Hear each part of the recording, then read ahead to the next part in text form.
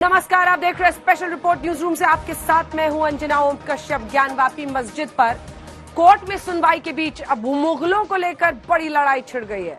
एक तरफ हिंदू पक्ष कह रहा है मुगल शासक औरंगजेब ने मंदिर तोड़कर मस्जिद बनवाई और ज्ञानवापी में मंदिर के सबूत भी मिल रहे हैं। अभी तक शिवलिंग के दावे को फव्वारा बताने वाले ओवैसी ने मुगलों पर नया ज्ञान दिया है। ओवैसी कह रहे हैं कि भारत के मुसलमानों का मुगलों से कोई रिश्ता नहीं है, लेकिन ओवैसी ये भी पूछ रहे हैं कि मुगलों की बीवियां कौन थी। अब भड़काऊ भाईजान उस बयान से किसको भड़का रहे हैं, ये भी समझदारों को इशारा काफी है। लेकिन ओवैसी के बयान पर बीजेपी तुरंत भड़क गई है। देखिए,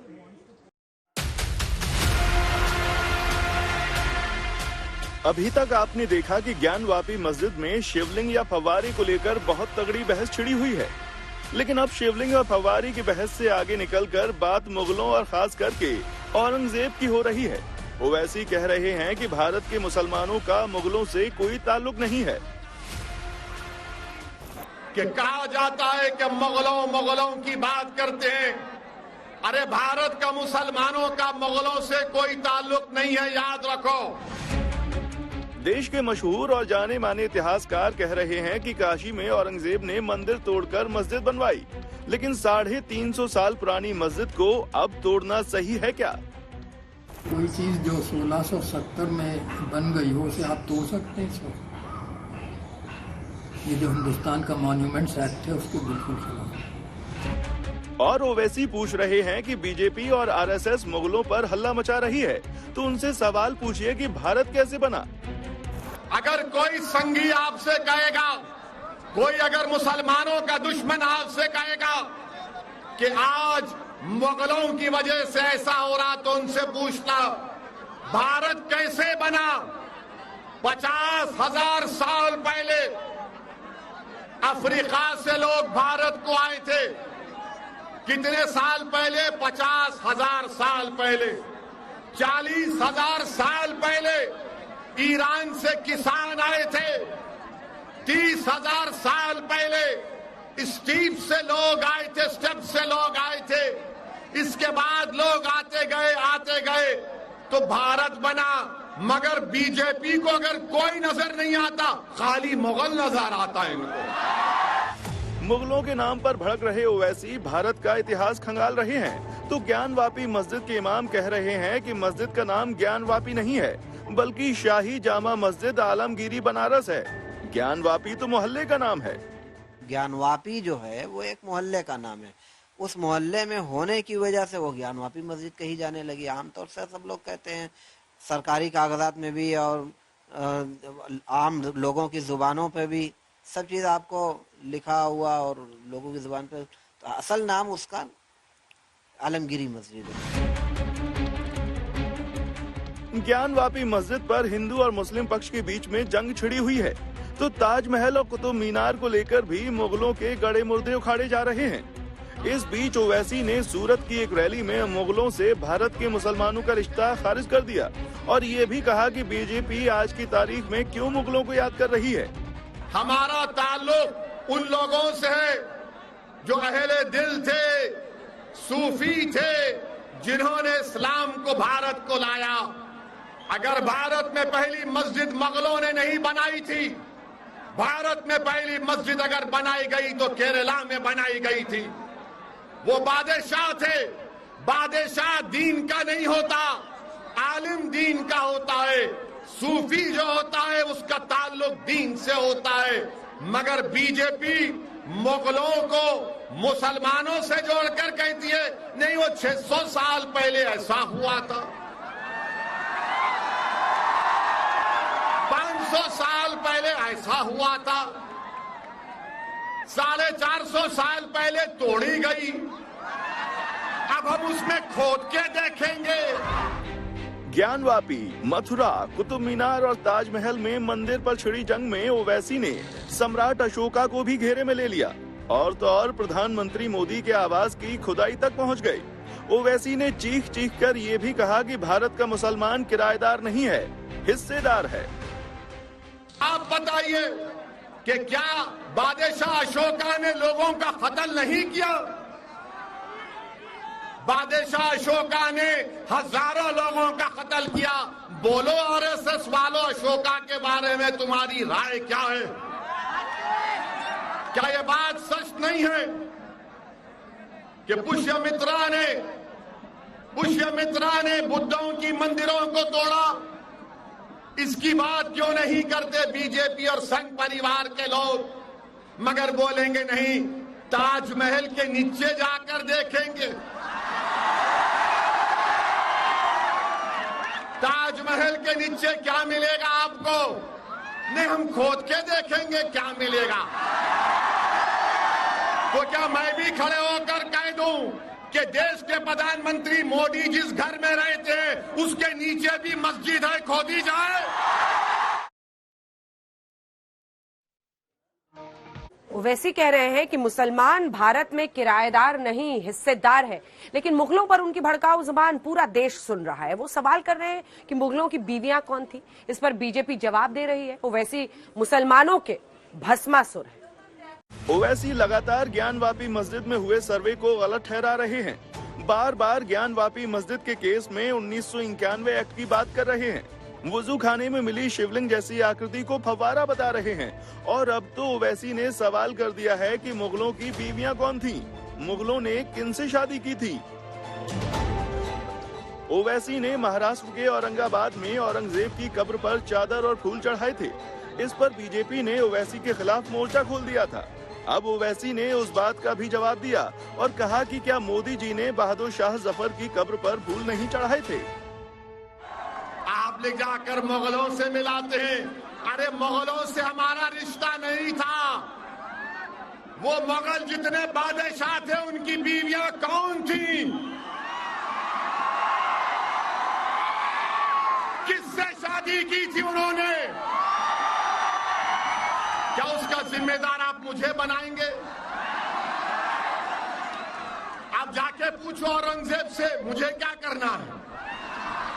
अब जाके पूछो अकबर से, जहांगीर से, शाहजहां से। और क्या मोदी जी, क्या आपने बहादुर शाह जफर की खबर पर फूल नहीं चढ़ाए थे? देखिए, मुगल शासक की बीवियां कौन थी, यह महत्व का विषय कैसे बन जाता है, ओवैसी बताएं। और इस प्रकार की उत्तेजनात्मक बयान देकर वास्तव में वे एक ध्रुवीकरण और उत्तेजना पैदा करना चाहते हैं। प्रश्न उठता है कि उन्होंने जब मुगलों को भारतीय के मुसलमान से अलग कर दिया, जिस बात को हम बार बार कह रहे थे, तब मुगलों के द्वारा किए गए कुकृत्यों को, जिन कुकृत्यों में भारत में मंदिरों को ध्वस्त किया जाना और उसको मस्जिद में तब्दील किया जाना, उन दावों को उन्हें छोड़ देना चाहिए। स्वयं आगे आकर पहल करनी चाहिए कि अयोध्या, काशी, मथुरा में जो मस्जिद बनाए गए थे वे मस्जिद नहीं मंदिर थे। ये मुगलों का कुकृत्य था। आक्रांताओं से और भारत के मुसलमानों के बीच में यदि अंतर स्पष्ट हो जाता है तो समस्या का समाधान हो जाएगा। मैं ओवैसी से जानना चाहता हूं कि ज्ञानवापी पर अपने दावे को छोड़ते हैं या नहीं। अब ओवैसी के बयान पर बीजेपी भड़क रही है और ओवैसी को मुस्लिमों का भस्मासुर बता रही है। ये मुस्लिमों के भस्मासुर हैं ओवैसी जी, और ये समाज के अंदर, बाकी समाजों के अंदर विद्वेष फैलाने की नापाक कोशिश लगातार करते रहते हैं। एक जाति के नेता, एक वर्ग के नेता है, और इसलिए ये प्रयास उनका प्रारंभ से रहा है। मुगलों का कोई रिश्ता भारत के मुसलमानों से नहीं है, तो मुगलों की स्मारक पे जब कोई बात आती है तो इनमें बेचैनी क्यों होती है ओवैसी जैसे लोगों को? ओवैसी ने महंगाई को भी मुगलों से जोड़ दिया और मोदी सरकार पर टोंट मारते हुए कहा कि देश में बढ़ती महंगाई के लिए भी मुगल ही जिम्मेदार हैं। अगर जिम्मेदार है तो यकीनन औरंगजेब जिम्मेदार है पेट्रोल की कीमत का। अकबर जिम्मेदार है बेरोजगारी का, और शाहजहां जिम्मेदार है कीमतों में जो इजाफा हो रहा है। अब खुश हो गए बीजेपी वालों, हमने मुगलों को जिम्मेदार करार दे दिया। अब भड़काऊ भाईजान के नाम से मशहूर ओवैसी की सूरत वाली स्पीच ने आग लगा रखी है। आज तक ब्यूरो। ओवैसी पॉलिटिशियन बहुत स्मार्ट है। हवा का रुख भांपकर मुद्दों को सिर्फ चुनते ही नहीं बल्कि सीधे बैटिंग भी शुरू कर देते हैं। वैसी पर उनके सियासी दुश्मन नफरत की राजनीति का आरोप लगाते हैं, लेकिन वो अपनी सियासी पिच पर बैटिंग करने के मास्टर हैं। अब जिस पिच पर ओवैसी बैटिंग कर रहे हैं उसी ज्ञानवापी को लेकर आज वाराणसी के जिला जज ने एक बड़ा ऑर्डर सुनाया। 2 पन्नों की ऑर्डर कॉपी से क्यों मुस्लिम पक्ष और हिंदू पक्ष की धड़कनें तेज हो गई हैं, आपको रिपोर्ट के जरिए समझाते हैं। माननीय उच्चतम न्यायालय ने इस अदालत को ये निर्देश दिया है कि याची द्वारा आदेश 7 नियम 11 को सीपीसी के अंतर्गत प्रस्तुत किए गए प्रार्थना पत्र का प्राथमिकता के आधार पर निरस्तीकरण किया जाएगा। और इस बीच माननीय कोर्ट का अंतरिम आदेश तारीख 17 जुलाई 2022 तक प्रभावी रहेगा और तत्पश्चात भी 8 सप्ताह तक उक्त आदेश प्रभावी रहेगा। अतः माननीय उच्चतम न्यायालय द्वारा दिए गए निर्देशों के अनुपालन में इस कोर्ट के लिए यह आवश्यक है कि प्राथमिकता के आधार पर प्रतिवादी संख्या 4 के प्रार्थना पत्र का निस्तारण किया जाए और उसके पश्चात अन्य प्रार्थना पत्रों का निस्तारण किया जा सकता है। 2 पन्ने के इसी ऑर्डर ने ज्ञानवापी केस की कानूनी लड़ाई की दिशा तय कर दी। जिला जज के ऑर्डर का मतलब क्या है, आपको सरल शब्दों में समझा देते हैं। आज जिला जज ने ज्ञानवापी मामले की सुनवाई शुरू की। हिंदू पक्ष और मुस्लिम पक्ष की तरफ से अपनी अपनी दलीलें पेश की गईं।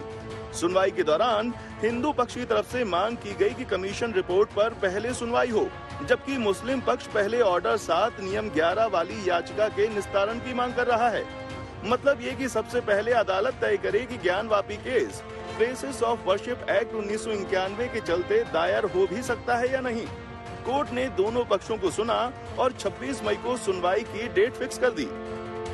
कोर्ट ने ये कहा है कि जो मुस्लिम पक्ष का एप्लीकेशन है 7/11 का केस की मेंटेनेबिलिटी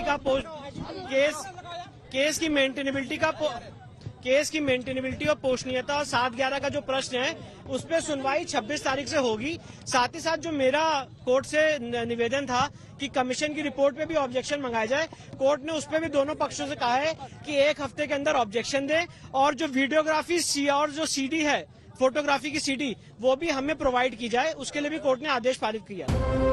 26 मई को अदालत में अहम बहस होगी। बहस इस विषय पर कि हिंदू पक्ष की अर्जी का आधार यानी कॉज ऑफ एक्शन कानून की नजर में सही है या नहीं।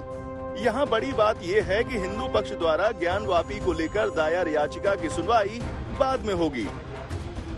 मेरी तरफ से पहले प्रार्थना पत्र दिए गए थे कि शिवलिंग जो मिले हैं उसके खाने के मलबा वगैरह हटा करके रिपोर्ट आई जाए। शासन की ओर से प्रार्थना पत्र था मछलियां औजू करने के लिए। विपक्ष का प्रार्थना पत्र था कि 7/11 पर यानी पोषणीयता पर सुनवाई के लिए। फिर मेरी कल प्रार्थना पत्र दी गई थी कि कमीशन रिपोर्ट पर जो वीडियोग्राफी हुई है, फोटो हुआ, उसको मुझे नकल उपलब्ध कराई जाए क्योंकि सील पैक है। माननीय न्यायालय ने सबको सुनने के बाद आज यह निष्कर्ष पर पहुंची है, आदेश दी है कि 26 मई 2022 को पोषणीयता पर सुनेगी। कोर्ट का ऑर्डर गया। याचिकाकर्ताओं को पूरी उम्मीद है कि कानून की नजर में उनका केस बहुत ठोस है और कानूनी लड़ाई में राहत मिलना तय है। 26 से हम लोग का कंटिन्यू सुनवाई शुरू हो जाएगा। तो जब सर सुनेंगे, न्यायाधीश सुनेंगे, तो हम लोग को पूर्णतः विश्वास है कि जो सत्य है, जो छुपा हुआ है, वो सत्य सारा सामने आएगा। सत्य की जीत होगी, सत्य में हो जाते। आपको लगता है कि अभी तो पहले ये तय करेगी ना अदालत की ये सुनने लायक भी है कि नहीं, क्योंकि 1991 का एक कानून रोक रहा है।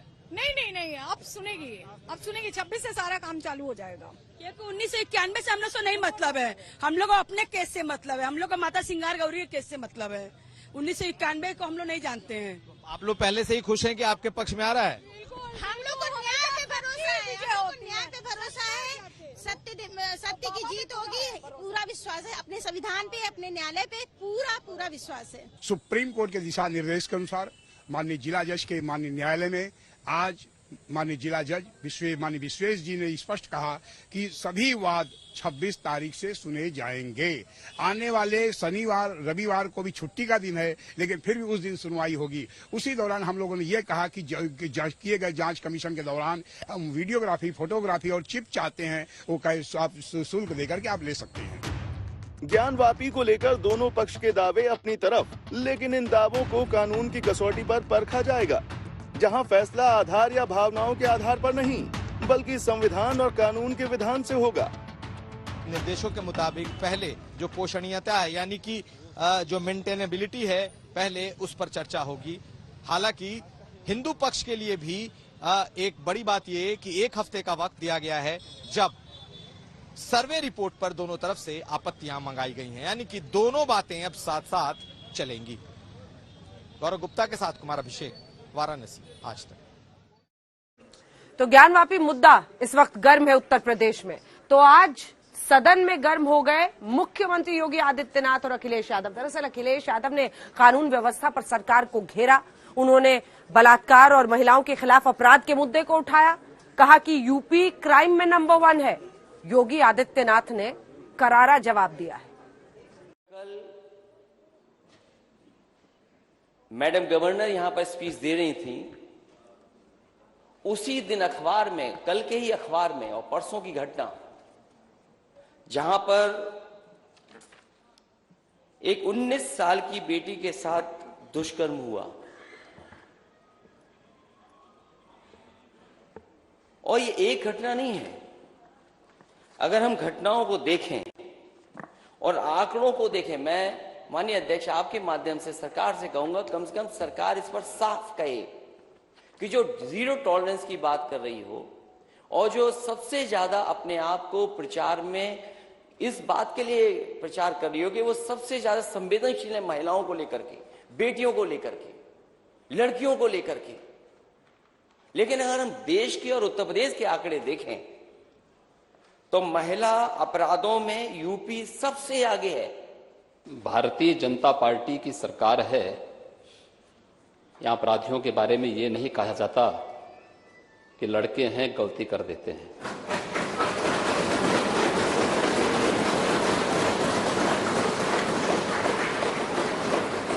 अगर अपराधी है तो कोई भी है, वो जीरो टॉलरेंस की नीति के तहत ही कार्रवाई होती है।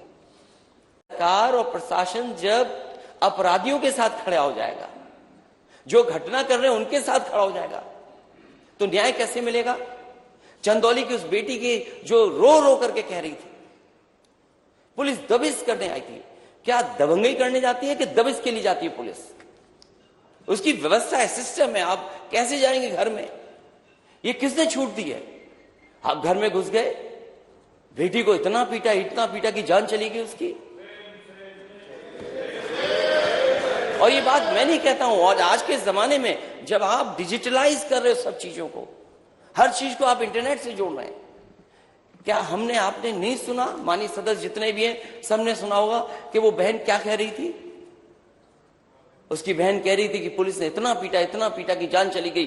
उसके बाद पुलिस उसकी झूठी कहानी बनाने के लिए फांसी से लटकाना चाहती थी।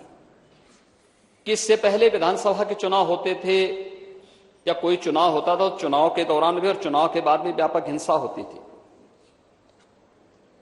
महोदय, कुछ लोगों ने इस विधानसभा चुनाव के दौरान भी या चुनाव संपन्न हुए उसके बाद कुछ हरकत की थी, लेकिन उस हरकत को कुछ ही घंटों में हम लोगों ने कंट्रोल भी किया, यूपी पुलिस ने कंट्रोल भी किया है। बहुत सारे लोगों ने गर्मी दिखाने का प्रयास भी किया, तो गर्मी भी शांत हो रही है, बहुत अच्छे ढंग से हो रही है। उत्तर प्रदेश की कानून व्यवस्था इस देश के अंदर नजीर बनी हुई है। 5 वर्ष में कोई दंगा नहीं। 2012 से 17 के बीच में 700 से अधिक दंगे, बड़े दंगे हुए थे। महीनों तक मुजफ्फरनगर, बरेली, लखनऊ, कानपुर, कौन सा ऐसा जिला था जहां पे दंगे न हुए हो? 5 वर्ष में कोई दंगा, 17 से 22 के बीच में कोई दंगा नहीं हुआ, कोई कर्फ्यू नहीं। और नई सरकार के गठन के बाद रामनवमी के अवसर पर देश के अंदर 7 राज्यों में दंगे हुए, यूपी में कोई दंगा नहीं। धर्मयुद्ध के बाद अब भ्रष्टाचार के विरुद्ध कर्म युद्ध की बात। एक शब्द है भ्रष्टाचार, इसे सियासी दुनिया में खूब यूज किया जाता है। पक्ष विपक्ष एक दूसरे को इसी मुद्दे पर घेरते आए हैं। सरकारी दफ्तरों की दीवारों पर सरकारी विज्ञापनों में भ्रष्टाचार के खिलाफ मुहिम के दावे होते हैं, लेकिन आम जनता के लिए भ्रष्टाचार किसी सुविधा शुल्क जैसा हो गया है। यानी मजबूरी में लोग मान चुके हैं कि बिना चढ़ावे के सरकारी दफ्तरों में अटकी और लटकी फाइलें आगे नहीं बढ़ेंगी। ट्रांसपेरेंसी इंटरनेशनल रिपोर्ट 2021 के मुताबिक 180 देशों की सूची में भारत 85वें स्थान पर है, यानी भ्रष्टाचार सिस्टम का हिस्सा है। निराश करने वाली रैंकिंग के बीच पंजाब से करप्शन के खिलाफ आपके लिए जरूरी खबर आई है, ऐसी खबर जो आपको थोड़ी राहत देगी।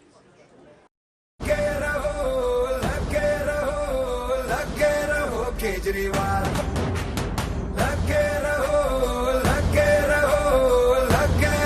केजरीवाल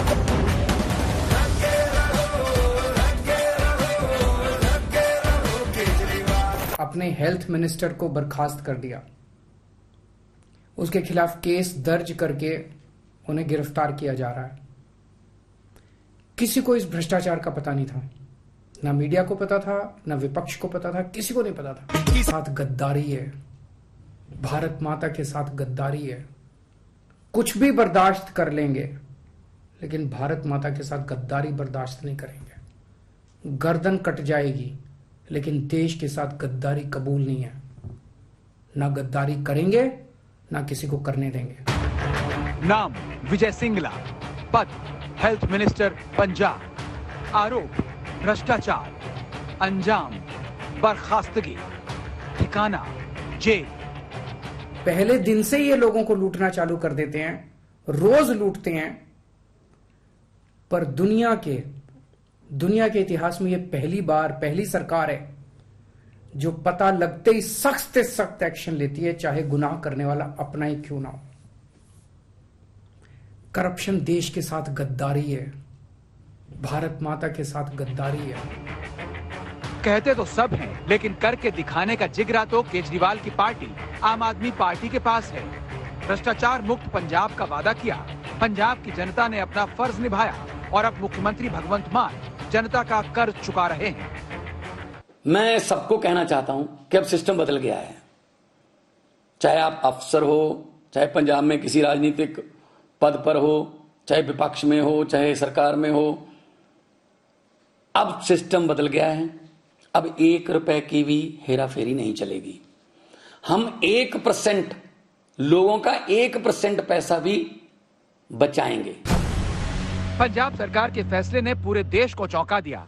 वजह है 19 मार्च को मंत्री बने विजय सिंगला की 24 मई को भ्रष्टाचार के आरोप में गिरफ्तारी हो गई। यानी 57 दिन पहले मंत्री बने और 57 दिन बाद मंत्री की काली करतूत ने सलाखों के पीछे पहुंचा दिया। सोचिए, सरकार आम आदमी पार्टी की, सूबे का मुख्यमंत्री आम आदमी पार्टी का, लेकिन जब सवाल भ्रष्टाचार का आया तो अपने मंत्री पर हंटर चलाने में देर नहीं की। यही तो है केजरीवाल का कमिटमेंट, यही है केजरीवाल की गारंटी, जो उन्हें देश की तमाम पार्टियों से एकदम अलग बना देती है। पर दुनिया के इतिहास में ये पहली सरकार है जो पता लगते ही सख्त से सख्त एक्शन लेती है, चाहे गुनाह करने वाला अपना ही क्यों ना हो। आम आदमी पार्टी कट्टर ईमानदार पार्टी है। कट्टर ईमानदार मतलब अगर हमारा अपना भी कोई चोरी करेगा, उसे छोड़ेंगे नहीं, उसे बख्शेंगे नहीं।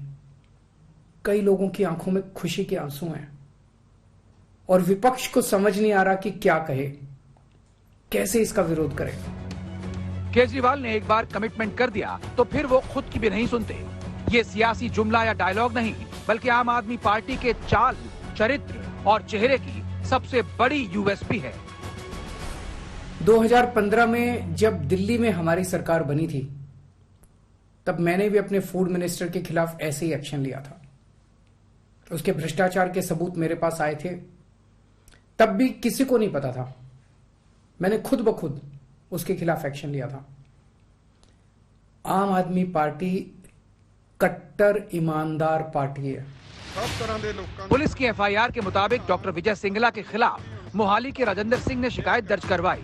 इसमें बताया गया कि कई करोड़ के कंस्ट्रक्शन वर्क के अलॉटमेंट के बदले सिंगला ने करीब 1 करोड़ 16 लाख रुपए बतौर कमीशन मांगे थे।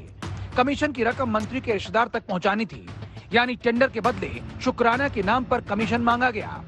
बात मुख्यमंत्री तक पहुंची तो खुफिया जांच बैठाई गई। मामले को रफा दफा या फिर सेटिंग वेटिंग की बजाय सीधे भ्रष्टाचारी मंत्री को हवालात के पीछे भेज दिया। मान साहब चाहते तो मंत्री से सेटिंग करके अपने लिए एक हिस्सा मांग सकते थे। अब तक तो ऐसे ही होता था। मान साहब चाहते मामले को दबा सकते थे, उन्होंने ऐसा नहीं किया। उन्होंने खुद ब खुद अपने मंत्री के खिलाफ एक्शन लिया। भगवंत, हमें आपके ऊपर गर्व है। यही तो है राजनीति का केजरीवाल मॉडल, राजनीति की नई संस्कृति और नया आइडिया। घर में भ्रष्टाचार रूपी गंदगी नजर आई तो केजरीवाल एंड कंपनी ने झाड़ू लगाने में रत्ती भर देर नहीं की, और तो और ये परवाह भी नहीं की कि लोग क्या कहेंगे। आज तक ब्यूरो। करप्शन के खिलाफ सत्य और कड़वा बोलना नैतिकता के तराजू पर ठीक लगता है, लेकिन वही सत्य कई बार मुसीबत बन जाता है, विपक्ष के हमले का हथियार बन जाता है। 1985 में ओडिशा में राजीव गांधी ने भ्रष्टाचार का जिक्र करते हुए एक बयान दिया था। बयान ये कि सरकार से 1 रुपए में से सिर्फ 15 पैसे ही लोगों तक पहुंचता है। दिवंगत राजीव गांधी के इसी बयान को लेकर कांग्रेस को कई बार घेरा जाता है। तो क्या पंजाब में आम आदमी पार्टी की नई सरकार में नए नवेले मंत्री का करप्शन में लिप्त होना, नैतिकता के उसूलों पर मंत्री को जेल भेजना, क्या केजरीवाल और भगवंत मान के लिए भविष्य में गले की घंटी साबित होगा?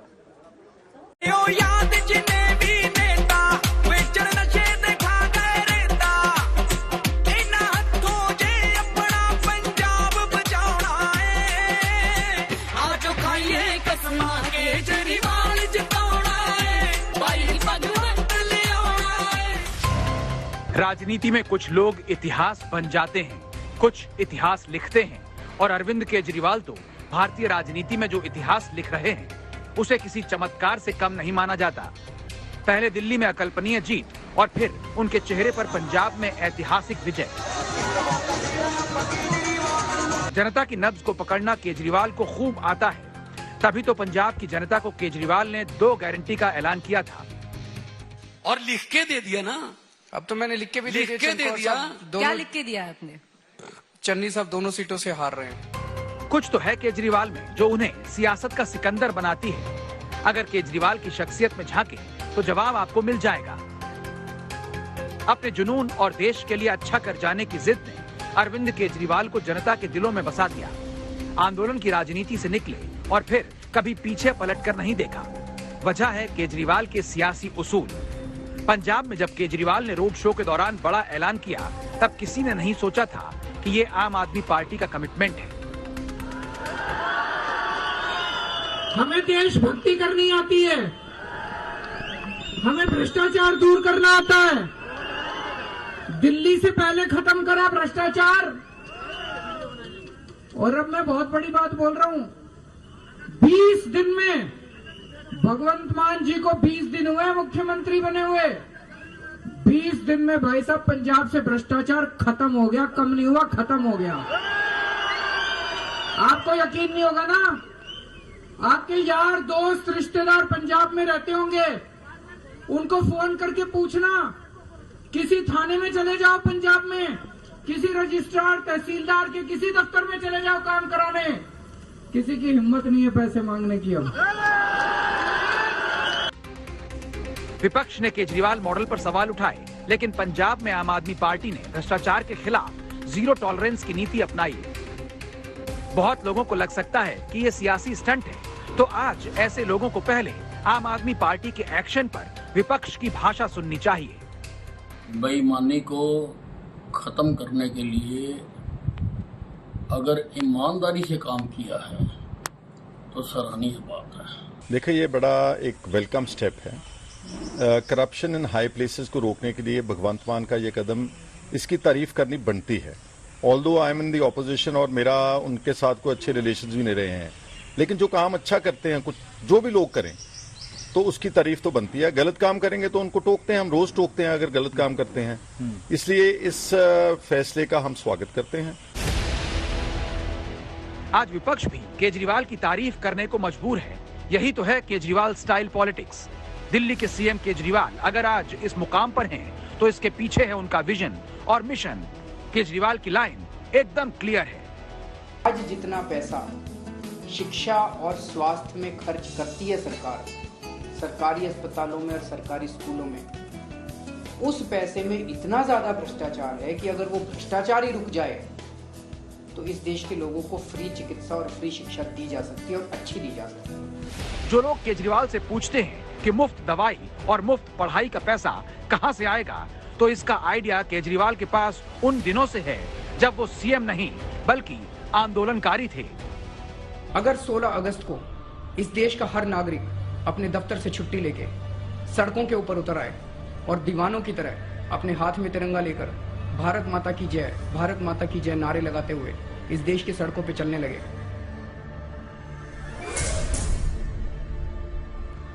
सरकार एक अन्ना हजारे को कुचल सकती है, लेकिन 120 करोड़ अन्ना हजारों को कुचलना सरकार के लिए नामुमकिन होगा।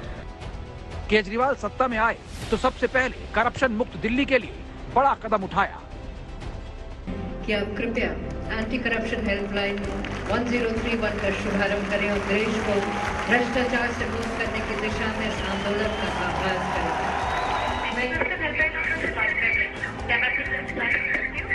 हेलो, हाँ जी बोलिए।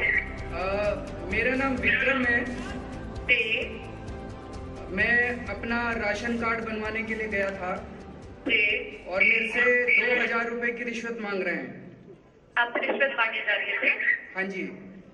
मैं आपकी कंप्लेंट दर्ज कर रही हूँ। आपका नाम और मोबाइल नंबर, आप कॉन्टेक्ट नंबर बता दीजिए अपना। दिल्ली सरकार के किसी भी विभाग का कहीं भी भ्रष्टाचार का सबूत है, आप मुझे ला के दीजिए, उसके ऊपर जल्द से जल्द और सख्त से सख्त कार्रवाई की जाएगी। इसके